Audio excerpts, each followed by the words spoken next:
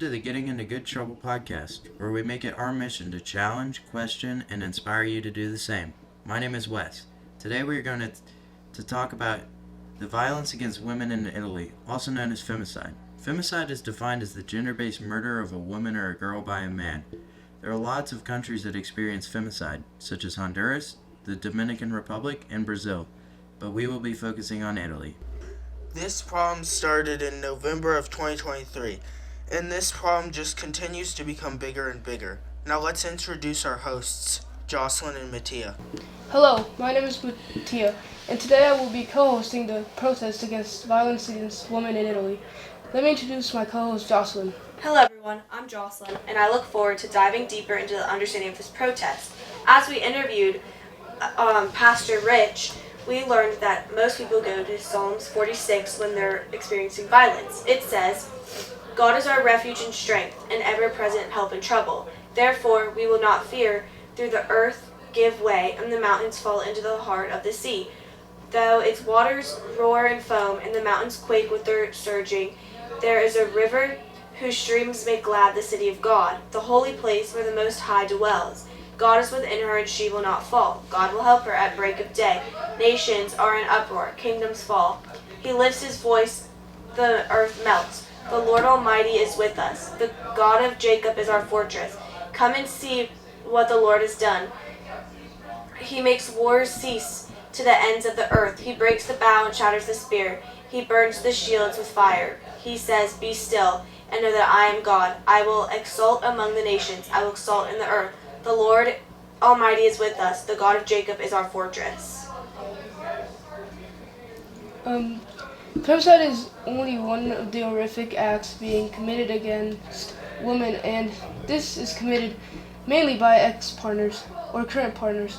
This type of violence is usually carried out by intimate partners, husbands, boyfriends, or ex-partners, and is often rooted in control, power dynamics, and gender inequality. The types of harm can range from physical abuse, psychological abuse, emotional abuse, and sexual abuse. What happens in these types of abuses?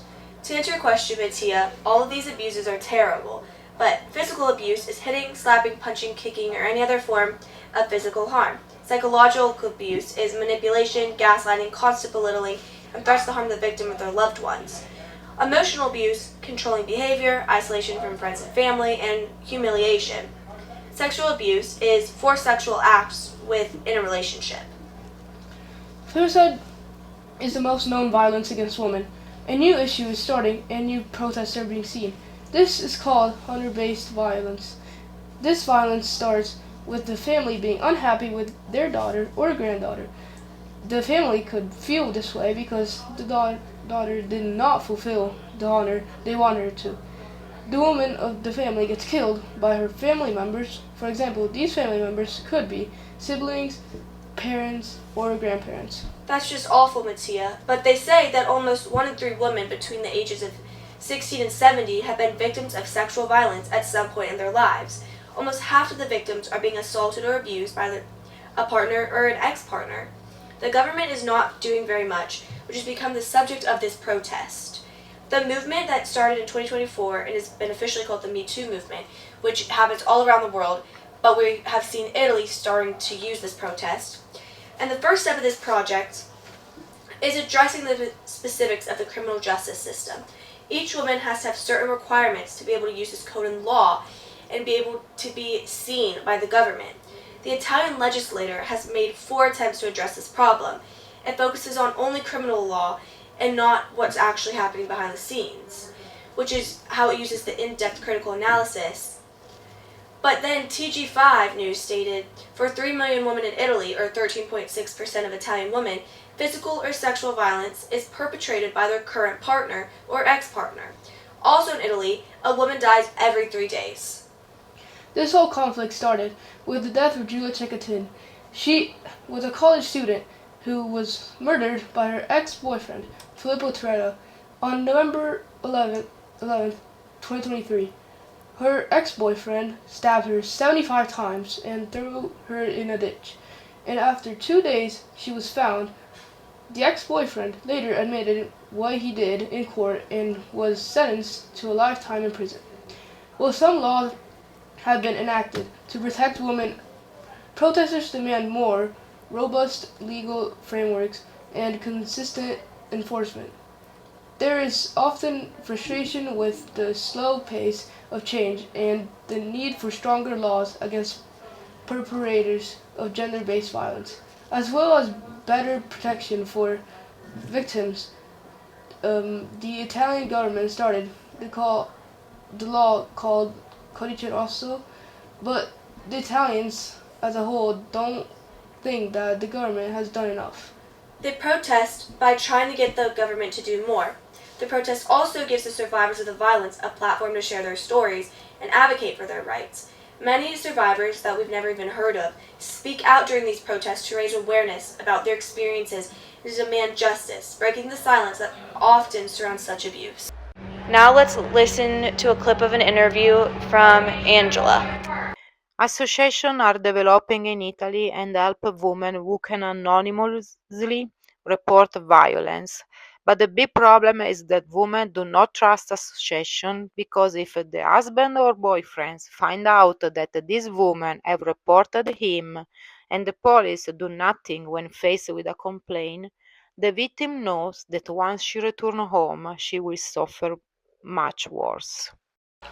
Okay, now we're going to be discussing the interview that we had with Angela, Mattia's mom. What did you guys think of the interview? So it was really like something that stuck with me was that there are associations that are doing this for the women, are protecting them, but it's just like the women are just afraid of telling them what's happening, because then if their husband or boyfriend finds out, something worse is gonna happen than usual. So they feel like they can't really tell anything to the associations because they don't even know if they're gonna keep it a secret, and if they're even following their own policies that they set up about keeping everything as a secret and nobody can know. Only the woman can know what's going on in the background process of what's going on with the boyfriend, trying to see if the woman reported him. So it's really the associations, I just don't feel they're doing what they're meant to do. What do you guys think? I agree with that, because if a woman doesn't feel like they can go to an association whose whole job is to protect the woman, then they're not doing their job, because the whole point of what they're doing is to make sure these women feel safe after they've been abused or they've been violated by a husband, a boyfriend, an ex-partner, whoever it is, and they just don't feel like they can go to them, and that just doesn't even matter then. Get rid of the associations almost, is how I feel. Wes, what do you think? I think that if, there's multiple ways that the ex-partner could find out, maybe, just by signs, but I think that the associations could do much more to keep it confidential. Yeah, it's almost like the women don't know that it's staying confidential. It's like they can't trust somebody, which if I get what they can't trust because of what they've been through, but really in that interview with Angela, we heard a lot about how associations aren't doing what they're doing, like we said, because of trust issues. It's like the associations don't even exist to women. They're just not there, since they don't even know if they can trust them. It's just not even a thing, basically. Yeah, I agree with that.